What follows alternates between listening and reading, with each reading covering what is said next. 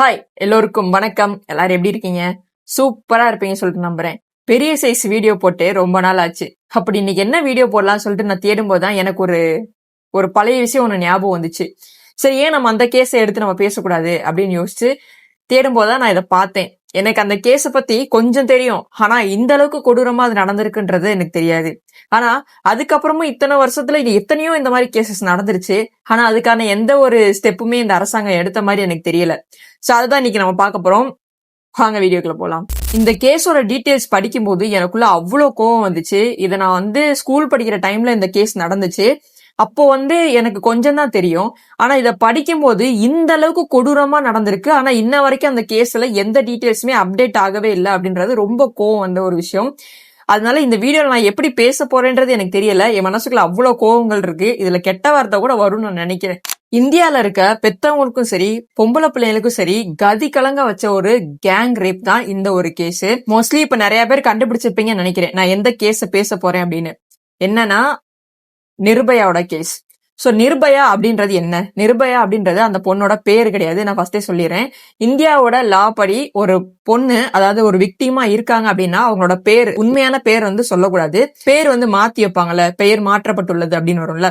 So அந்த ஒரு பெயர் தான் நிர்பயா. அவங்களோட உண்மையான பெயர் பாத்தீங்கன்னா ஜோதி சிங். இதுதான் அவங்களோட உண்மையான பெயர். டிசம்பர் 16, 2012 அன்னைக்கு நைட்டு என்ன நடந்துச்சுன்றதுதான் இந்த ஒரு கேஸ். ஜோதி சிங் அப்படின்றவங்களுக்கு வெறும் 23 வயசு தான். இவங்க பிசியோதெரபி படிச்சுட்டு இன்டர்னா ஒர்க் பண்ணிட்டு வந்திருக்காங்க. அன்னைக்கு நைட்டு அவங்களோட ஃப்ரெண்டு, அதாவது ஒரு பையன், அந்த பையனோட பேர் பாத்தீங்கன்னா அவேந்திரா பிரதாப் பாண்டே அப்படின்றதான் அந்த ஃப்ரெண்டோட பேரு.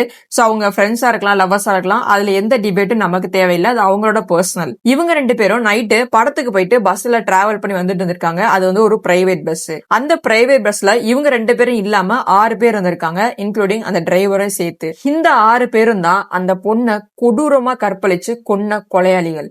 ஜோதி சிங்கும் அவங்களோட ஃப்ரெண்டும் பஸ்ல டிராவல் பண்ணிட்டு இருக்கும்போது பஸ் எப்பயும் போற ரூட்ல இருந்து வேற ரூட்டுக்கு போகுது. சோ இது வேற ரூட்ல போகுதுன்றத ஏதோ பிரச்சனை வரப்போகுது தெரிஞ்சுக்கிட்ட அந்த பையன் டிரைவர் கிட்ட போயிட்டு ஏன் ரூட் மாத்தி போறீங்க அப்படின்னு சொல்லிட்டு கேட்கும்போது அந்த இடத்துல வாக்குவாதமாயி அந்த இடத்துல சண்டை ஆகுது. அப்போ கூட இருந்தவங்க எல்லாரும் சேர்ந்து ஒரு அயன் ராட் எடுத்து அந்த பையனோட தலையில அடிச்சு அந்த பையனை மயக்கமடைய வைக்கிறாங்க. அண்ட் அது மட்டும் இல்லாம அந்த பொண்ணு கிட்ட தப்பா நடக்க ஸ்டார்ட் பண்றாங்க. அந்த பொண்ணை இந்த 6 பேர் சேர்ந்து ஒருத்தவங்களா ரேப் பண்ண ஸ்டார்ட் பண்றாங்க. அது மட்டும் இல்லாம அந்த பொண்ணை அந்த அயன் ராட் இருக்கு பாத்தீங்களா, அந்த அயன் ராட அந்த பொண்ணோட பிரைவேட் பார்ட்டுக்குள்ள விட்டுட்டு அது எடுக்கும் போது அந்த பொண்ணோட குடல் கொண்டு எல்லாமே வெளியே வந்திருக்கு.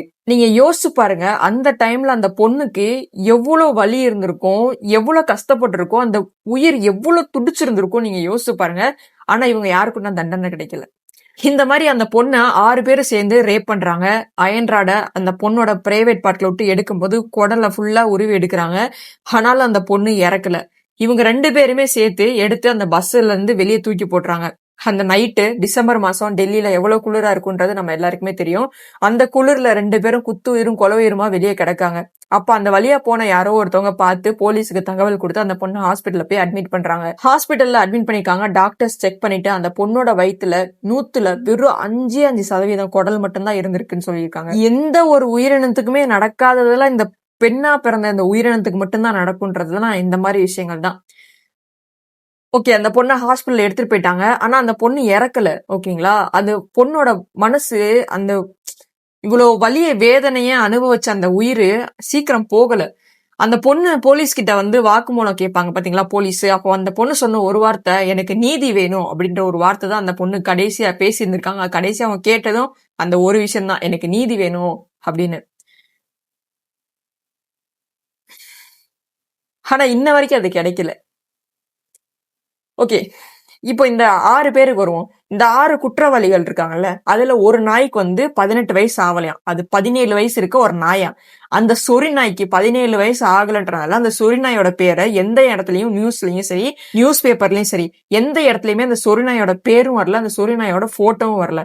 ஏன்னா அது 17 வயசு இருக்க ஒரு சொறி நாயா, அது மைனர் சொறி நாயா. அதனால அந்த சொறி நாயோட போட்டோ பேரு எங்கேயுமே வெளியே வரல. ஒருத்தன் பேரு ராம் சிங். இந்த ராம் சிங் தான் அந்த பஸ்ஸை ஓட்டுன டிரைவர் சொரிநாயி. அடுத்து பாத்தீங்கன்னா முகேஷ் சிங். இந்த முகேஷ் சிங் சொரிநாய் யாருன்னா இந்த ராம் சிங் சொரிநாய் இருக்கு பாத்தீங்களா, அதோட தம்பி சொரிநாயி. அடுத்து பாத்தீங்கன்னா வினய் குப்தா, பவன் குப்தா, அக்ஷய் தாக்கூர். இந்த பேரு முன்னாடி ஒரு வார்த்தை வருது பாத்தீங்களா, ராமு, முகேஷ், வினய், இதெல்லாம் தான் இந்த சொரிநாய்களோட பேரு. அதுக்கு பின்னாடி இருக்கிறதெல்லாம் என்னன்றது உங்களுக்கே தெரியும். ஓகேங்களா. இந்த ராம் சொரிநாய் இருக்கு பாத்தீங்களா, ராம் சிங் சொரிநாய். இந்த சொரிநாய் வந்து திகார் ஜெயில இருக்கும் போதே தூக்கு மட்டும் செத்து போயிருச்சு, தொலைஞ்சிருச்சு. அதுக்கே வந்து நம்ம பண்ண தப்புன்னு சொல்லிட்டு ஏதோ ஒரு குற்றம் வச்சுல தூக்கு மட்டும் செத்து போயிட்டேன் அந்த சொரிநாய். மிச்சம் 4 சொரிநாய் இருக்கு பாத்தீங்களா, 5 சொரிநாய் இருக்கு. மிச்சம் 5 சொரிநாய் இருக்கு பாத்தீங்களா, அதுல ஒரு சொரிநாயி அது சின்ன சொரிநாயா. அதனால அந்த சொரிநாய்க்கு வந்து இது வந்து இன்னும் 18 வயசு ஆகல, அது பச்சை பிள்ளை, 17 வயசு பரதேசி வந்து தெரியாம பண்ணிருச்சு, இந்த பரதேசி வந்து இனிமே பண்ணாது அப்படின்னு சொல்லிட்டு அந்த பரதேசிக்கு வந்து கொஞ்சம் உட்டினூண்டு சின்ன தண்டனையா வந்து 3 வருஷம் நம்ம ஜெயில போட்டுக்கலாம் அப்படின்னு சொல்லிட்டு தீர்ப்பு வழங்குறாங்க ஒரு மகா நீதிபதி.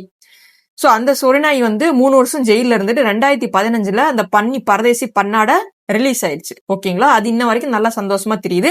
இன்ன வரைக்கும் அந்த நாயோட போட்டோவும் வரல, பேரும் வரல. பாவம் அந்த சொரிநாயோட வாழ்க்கை வந்து கெட்டு போயிரும் பாத்தீங்களா. அதனால வந்து அரசாங்கம் ரொம்ப அக்கறை எடுத்து அந்த சொரிநாயோட பேரை, அந்த பன்னாடியோட பேரை வந்து எந்த இடத்துலயும் பதிவு பண்ணவும் இல்ல, அந்த பன்னியோட போட்டோவும் எந்த இடத்துலயும் அவங்க வெளியிடவும் இல்ல. இந்த 17 வயசு இருக்க பன்னாட வெறும் சும்மா அந்த பஸ்ல டிராவல் பண்ணுச்சா, இல்ல சும்மா தான் அந்த பொண்ணை லைட்டா ஏதாவது டீஸ் பண்ற மாதிரி அந்த மாதிரி பண்ணுச்சு, மேபி அதனால விட்டுருக்கலாம் நீங்க நினைச்சீங்கன்னா அதுதான் தப்பு. அந்த பொண்ணோட பிரைவேட் பார்ட்டுக்குள்ள அயன்ராட விட்ட பன்னி பரதேச பயலே இவன் தான். ஆனா இவனை 3 வருஷம், வெறும் 3 வருஷம், ஏன் ஒரு வயசு வித்தியாசம், 18 வயசும் 17 வயசுக்கும் மாச கணக்கு தான் வித்தியாசம் இருந்திருக்கும். அந்த மாச கணக்கு வித்தியாசத்தினால இவ்வளவு பெரிய கொடுமை பண்ண ஒருத்தனை இந்த நீதிமன்றம் வெளியே விட்டுருக்கு. சத்தியமா சொல்றேன், இதை படிக்கும் போது, இந்த கேஸ் நடக்கும்போது 2012, அப்ப நான் வெறும் 8வது தான் படிச்சிட்டு இருந்தேன். அதனால எனக்கு அதை பத்தி எதுவும் தெரியல. இன்னைக்கு இதை நான் படிக்கும் போதுதான் ஒருத்தன் ஒரு இவ்வளவு பேர் சேர்ந்து ஒரு பொண்ணை கெடுத்தது மட்டும் இல்லாம அந்த பொண்ணை வந்து இவ்வளவு தூரம் அடிச்சு கழுத்தை உடைச்சிருக்கானுங்க, அயன்ராட் எடுத்து பிரைவேட் பட்டு குடலை ஃபுல்லா உருவி எடுத்திருக்கானுங்க. ஆனா இந்த நீதிமன்றம் இவங்களை எதுவுமே பண்ணல. இதுல ஒரு நாய 17 வயசு சின்ன பையன் சொல்லி வெளியே விட்டுருக்காங்க. அவனுக்கு கேஸே வந்து சிறுவர் நீதிமன்றத்துல நடந்திருக்குன்றாங்க. கொடுமை அதெல்லாம். மிச்ச 4 பேர் ஓகேங்களா. இந்த 4 பேர்ல அந்த ஒரு சொரிநாய் இருக்கு பாத்தீங்களா, முகேஷ் சிங், அந்த சொரிநாய் என்ன சொல்லி இருக்குன்றதா பாருங்க. कभी एक हाथ से नहीं बचती, दोनों हाथों से बचती। एक चीज देखी जाए, अगर कोई शरीफ लड़की होती है रात को 9 बजे मतलब नहीं घूमती है, लड़के भी उतना उससे ज्यादा जिम्मेदार है रेप के लिए, या लड़के हैं उससे ज्यादा. அதாவது ஒரு கை தட்டுனா சத்தம் வராது, 2 கை தட்டுனாதான் சத்தம் வரும். ஒரு பொண்ணு நைட்ல போனாலே அவ நல்ல பொண்ணா இருக்க மாட்டா, அவ தப்பான பொண்ணாதான் இருப்பா. அதனால ஒரு ரேப் கேஸ்ல வந்து ஒரு பையனுக்கு வந்து அவனோட தப்பு கிடையாது, முழுக்க அந்த பொண்ணோட தப்பு தான் சொல்லுது இந்த பன்னி பரதேசி நாய். இதுல ஒரு தத்துவத்தோட ஒரு சொல்றாராம், நைட்டு ஒரு பொண்ணு வெளியே போனா தப்பான பொண்ணா, உங்க அம்மா வெளியே போனா உங்க அம்மா தப்பானவளா, அவளை போய் நீ ரேப் பண்ணுவியா. 6 பேர்ல ஒரு பரதேசி தற்கொலை பண்ணிட்டு செத்து போயிட்டான். ஒரு பரதேசி அவன் சின்ன பையனு பாவம் கொஞ்சி நீதிமன்றத்துல 3 வருஷம் ஜெயிலுக்குள்ள வச்சு சீராட்டி பாராட்டி அனுப்பி விட்டுட்டாங்க. மிச்சம் 4 பேர் இருக்காங்க. அந்த 4 பேர்ல ஒரு பரதேசி இந்த மாதிரி பேசிருக்கேன், இன்னும் அவன் வச்சுட்டு தான் இருக்காங்க. இவங்களுக்கு வந்து 4 பேருக்கும் நீதிமன்றம் வந்துட்டு மரண தண்டனை கொடுத்துருக்கு. இப்போ இவங்க 4 பேத்துக்கும் மரண தண்டனை கொடுத்துட்டாங்க. இவங்க வந்து கருணை மனு வந்து குடியரசுத் தலைவர்கிட்ட இந்த மாதிரி பெரிய பெரிய தலைவர்களுக்கு வந்து கொடுத்தோம்னா அதனால வந்து பெண்டிங்லேயே இருக்குமா. அவங்க எப்ப அதுக்கு வந்து பதில் மனு கொடுக்குறாங்களோ அப்பதான் இந்த கேஸ் வந்து அடுத்த ஸ்டெப்புக்கு போகுமா. இதுல இன்னும் சில பேரு பொண்ணு வந்து ட்ரெஸ் சரியா போடலன்னா வந்து பையங்க வந்து ஒரு மாதிரி உணர்ச்சி வசப்படுவானுங்க அப்படின்னு. உங்க அம்மாவோட சேலை விலகுனாலும் எல்லாரும் எப்படிதான் பாப்பீங்களோ. சரி ஓகே, அப்படி பார்த்தா ஆசிஃபான் ஒரு பொண்ணு கோவிலுக்குள்ள வச்சு 22 பேர் சேர்ந்து கற்பழிச்சு கொண்டானுங்களே, அதெல்லாம் இங்க எந்த கணக்கு. ஆசிஃபான்னா கவர்ச்சியான ஆடை அணிஞ்சிருந்தாங்களா, இல்ல அவங்கள்ட்ட என்ன கவர்ச்சி பொருளை நீங்க பாத்தீங்க? கை 2 வயசு குழந்தைங்கலாம் நீங்க ரேப் பண்ணலையா? இப்ப கூட 2.5 வயசு குழந்தைய ரேப் பண்ணல. ஒரு பொண்ணை ரேப் பண்றதுக்கு அதுக்கு சப்பக்கட்டு கட்டுற காரணம் தான் அந்த பொண்ணு நைட்ல வெளியே போனா இப்படித்தான் நடக்கும், அந்த பொண்ணு அறகுறையா ட்ரெஸ் பண்ணா இப்படித்தான் நடக்கும், அந்த பொண்ணு பசங்கள்கிட்ட பேசினா இப்படித்தான் நடக்கும்ன்றதெல்லாம் அவங்களோட தப்ப சப்பக்கட்டு கட்டி மறைச்சுக்கிறதுக்கான வார்த்தைகள் தான் இதெல்லாம். இதுல இன்னும் பாரத் மாதா கி ஜே, பாரத் மாதா கி ஜேன்றாங்க. பாரத மாதாவாம், அம்மா அதாவது இந்தியா வந்து பெண் அப்படின்னு சித்தரிக்கிறாங்களாம். ஆனா இந்த இந்தியால இருக்க பெண்களுக்கு பாதுகாப்பு இருக்கா? பிள்ளைய வயசுக்கு வந்துட்டா எவனாவது கிண்டல் பண்ணிடுவான், எவனாவது வந்து ஏதாச்சும் பண்ணிடுவேன்னு சொல்லிட்டு பொத்தி வைப்பாங்க. ஓகேங்களா, அப்படிதான் பொத்தி வச்சிட்டு இருக்காங்க. டீனேஜா இருக்கும்போது அந்த பயம் ஸ்டார்ட் ஆகுது, 20ஸ்ல இருக்கும்போது அந்த பயம் தொடருது, இப்படி இருக்க சூழ்நிலையில சின்ன குழந்தைங்களே ரேப் பண்ண ஆரம்பிச்சானுங்க. Gang wrap. ஹாசிஃபான்ற சின்ன குழந்தை, அதுக்கு என்னங்க தெரியும்? அந்த பிள்ளைய கழுத்தை உடைச்சு காலை உடைச்சு அம்புட்டு கொடுமை பண்ணி அந்த பிள்ளைய கொண்டிருக்காங்க. கொல்கட்டால அந்த பொண்ணு அதையும் அப்படித்தான். ஒரு டாக்டர், அத்தனை வருஷம் டாக்டர் படிச்சு எம்டிக்கு படிச்சு கடைசியில் அந்த பொண்ணு என்ன பண்ணானுங்க? அதுக்கு நீதி கிடைச்சிச்சா இன்ன வரைக்கும்? அந்த கேஸ் பத்தி நம்ம எத்தனை பேருக்கு ஞாபகம் இருக்கு? எல்லாம் மறந்துட்டோம். அந்த பொண்ணோட காலை உடைச்சு முடிய ஃபுல்லா பிச்சை எடுத்து சதையை கடிச்சு பிரைவேட் பட்ட செதைச்சு இம்புட்டு கொடுமை பண்ணி ஒரு பொண்ணை கொண்டானுங்க. ஆனா இது வரைக்கும் எந்த கேஸுக்குமே ஒரு திருத்தமான சட்டம், ஒரு பெண்ணை கற்பழிச்சா மரண தண்டனை இந்த அரசாங்கம் வழங்குச்சா? கிடையாது. இந்த நாட்டுல பெண்களுக்கு தான் பாதுகாப்பு இல்லைன்னு நினைச்சோம். அதாவது ஒரு டீனேஜ் இருக்க பிள்ளைக்கு பாதுகாப்பு இல்லை, ஒரு வயசு பிள்ளை, ஒரு 20 வயசுக்கு மேல இருக்க பிள்ளைக்கும் பாதுகாப்பு இல்லைன்றது போய் அடுத்து குழந்தைங்களுக்கும் பாதுகாப்பு இல்லைன்ற நிலைமையை உருவாக்குனாங்க. அடுத்து இப்ப பாருங்க, 60 வயசுல இருக்கவங்கள ரேப் பண்றாங்க. 88 வயசு ஒரு பாட்டிய 14 வயசு பையன் கைய கட்டி போட்டு வாயில துணி வச்சு ரேப் பண்ணிக்கான். அந்த பாட்டிட்டெல்லாம் என்ன இருக்கு? பாவம், கர்மம். நீங்க யோசிச்சு பாருங்களேன். சின்ன வயசுல இருந்து பிறந்து வளர்ந்து இவ்வளோதையும் தாண்டி காலம் போன கடைசியில அந்த பாட்டி இவ்வளவு மனசு நொந்து போயிருக்கும் அவங்களுக்கு. இன்னொரு கொடுமை என்ன தெரியுமா? பெண்ணு, அதாவது இந்த மனிதன்ற கேட்டகரியில பிறந்த பொம்பளைங்களுக்கு மட்டும் இங்க பாதுகாப்பு இல்லாம இல்ல, பொம்பளைன்னு பிறந்த எந்த உயிரினத்துக்குமே பாதுகாப்பு இருக்காது, ஒரு மரியாதையும் இருக்காது போல. அது உயிராவே மதிக்க மாட்டானுங்க போல. எங்க நாய் மாடெல்லாம் ரேப் பண்ணிட்டு இருக்கானுங்களா? கருமம் பிடிச்ச நாய்ங்க. இவங்களுக்கு என்னதான் அவ்வளவு அரிப்பனே எனக்கு தெரியல. ஆனா இதையும் இந்த அரசாங்கம் பண்ண விட்டுட்டு இருக்கு பாத்தீங்களா? அதுதாங்க வெறி ஆகுது எனக்கு. பொம்பளை பிள்ளைகளுக்கு பாதுகாப்பு இல்ல, குழந்தைங்களுக்கு பாதுகாப்பு இல்ல, கிழவிகளுக்கு பாதுகாப்பு இல்ல, நாயும் மாடு கூட பொம்பளைங்கள பாதுகாப்பு இல்லைன்னா இந்த அரசாங்கம் என்ன? இப்போ நம்மளோட திராவிட மாடல் அரசு ஒரு சட்டம் நாங்க பண்ணுவோம்னு சொல்லியிருக்காங்க. அதை கூட நான் பண்ணல. இவங்க 8 வயசுக்கு கீழே இருக்க பெண்ணு குழந்தைகளை கற்பழிச்சா மரண தண்டனை கொடுப்பேன் அப்படின்னு சொல்லிட்டு நாங்க சட்டம் இயற்றுவோம், அதுக்கு நீங்க எங்களுக்கு வாக்களிங்கன்னு சொல்றாங்க. இப்போ உங்களால அந்த சட்டத்தெல்லாம் நிறைவேற்ற முடியாது சார். ஏன் உங்களுக்கு அது தைரியம் இல்லையா? ஏன் அதை பண்ண முடியாது? அவ்வளவு பெரிய விஷயமா அது? ஏன் அப்ப 8 வயசு கீழே இருக்கவங்க தான் பொம்பளைங்களா? 8 வயசுக்கு மேல இருக்கவங்களாம் அவங்களாம் கற்பழிச்சு செத்து போனா பரவாயில்லையா? என்ன சார் இது? 70 வருஷமா திமுகவும் அதிமுகவும் மாத்தி மாத்தி ஆண்டிருக்கீங்க. அந்த சைடுல காங்கிரஸ், பாஜக. நாங்கெல்லாம் உங்களுக்கு ஓட்டு போட்டே இருக்கணும், நீங்க எங்களை இப்படி ஏமாத்திட்டே இருப்பீங்க. ஒரு பாதுகாப்பான சூழ்நிலையும் இருக்காது. கேட்டா நைட்ல போனா தப்பு. அதான் மத்த நாட்டுலலாம் நைட் டைம்ல, அதாவது ஒரு பொண்ணை எவனாவது கற்பழிச்சுட்டானா உடனே அவனை தூக்கு தண்டனை போட்டுறாங்க. ஆனா நம்ம நாட்டுல அந்த பொண்ணையும் அங்க போனா, அந்த பொண்ணையும் அந்த ட்ரெஸ் போட்டா, அந்த பொண்ணு பசங்கள்ட்ட பேசுறா, அந்த பொண்ணு சோசியல் மீடியால இருக்கா, அந்த பொண்ணு சினிமால இருக்கான்னு சொல்லிட்டு அந்த பொண்ணையே நொட்டிக்கிட்டு இருப்பீங்க நீங்க எல்லாம். சத்தியமா நாடு எங்க போகுதுன்னே தெரியல. எனக்கு அப்படியே அவ்வளவு வெறி ஆகுது. அம்புட்டு அரசியல்வாதிகளே ஒரே இடத்துல போட்டு யானையெல்லாம் அவுத்து விட்டு, நல்ல மதம் பிடிச்ச யானையெல்லாம் விட்டு நல்லா மிதிச்சு நசுக்கி நசுக்கி நசுக்கி நசுக்கி கொல்லு அப்படின்னு சொல்றேன் போல இருக்கு எனக்கு. உயிரோட ஆபரேஷன் பண்ண யாராவது ஒத்துக்குவீங்களா? ஆனா உயிரோட குடலை உருவி எடுத்திருக்கான் அவன். அந்த பொண்ணுக்கு எவ்வளவு வலிச்சிருக்கும். அந்த வலியோட அந்த பொண்ணு நீதி வேணும்னு கேட்டிருக்கு. நீதி வேணும்னு கேட்டு அத்தனை நாள் அந்த பொண்ணு அந்த உசுரை கையில புடிச்சிட்டு இருந்திருக்கு. 2012 டிசம்பர் 16ஆம் தேதி அந்த விஷயம் நடந்திருக்கு. ஆனா அந்த பொண்ணு 2012 டிசம்பர் 22ஆம் தேதி தான் இறந்து போயிருக்காங்க. அவ்வளவு நாள் அந்த பொண்ணு, அந்த உயிர் எவ்வளவு பாடுபட்டிருக்கும், எவ்வளவு வேதனை இருந்திருக்கும் அந்த உடம்புல, அந்த மனசுல எவ்வளவு வலி இருந்திருக்கும், அந்த உயிர் எப்படி ஊசலாடிட்டு இருந்திருக்கும் போகாம. ஆனா அந்த பொண்ணுக்கு எவனாச்சும் இந்த வரைக்கும் நீதி வாங்கி கொடுத்துருக்கீங்களா?